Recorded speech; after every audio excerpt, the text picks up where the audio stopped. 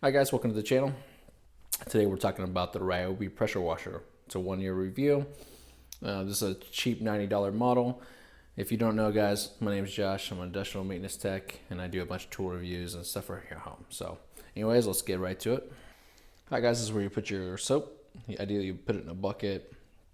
Just drop it in your bucket of soapy water, whatever mixture you need. It plugs in right in there. The only downfall that kind of is annoying with this is it feels like it gets like air in the tube here, and as you're running a pressure washer, all of a sudden you'll lose pressure for like 2 seconds and it'll kick back on. I think it's just getting air to it and not getting actual soap. So minor inconvenience. Now guys, you have your GFCI. Most pressure washers have that. And then obviously you have a super long cord, guys. You can kind of see, I got it all bundled up here, but it's super long.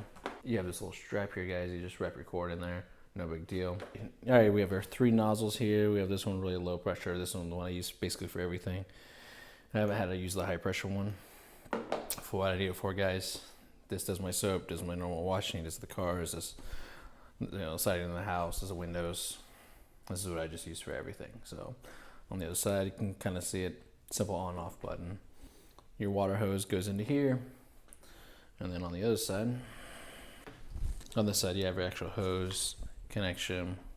Now, they have this little adapter here, this little container you can put here, and then it goes to the soap. It'll make that really thick foam soap that a lot of people really enjoy. So I think it's like $18 when last time I saw it, so I'll put links below, guys. All right, we're gonna quickly go over some pros and cons. Quick connect fittings for your nozzles. Super easy, anyone can do it. Obviously, you're gonna need a bucket for your soapy water. It's super lightweight, guys. It maybe weighs 5 pounds max. Similar to an air compressor, guys. If you get the small tank ones, it always has to kick on. Same exact thing. This thing has to keep eternally on.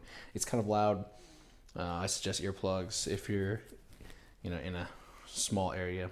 If you're outside, it's really not a big deal because with the long extension cord, it's not too terrible. Guys, I think it's perfect for home use. That's what I use it for. It's perfect. You guys, go spend the $100 after taxes and buy one. It's totally worth it. Obviously, if you want a bigger one, they have some that are 1900 PSI and 2200. I don't have those. This satisfies all that I needed to do. So anyways, let's get down to the demonstration. All right, guys, briefly for a second, I'll show you really how loud it is. Try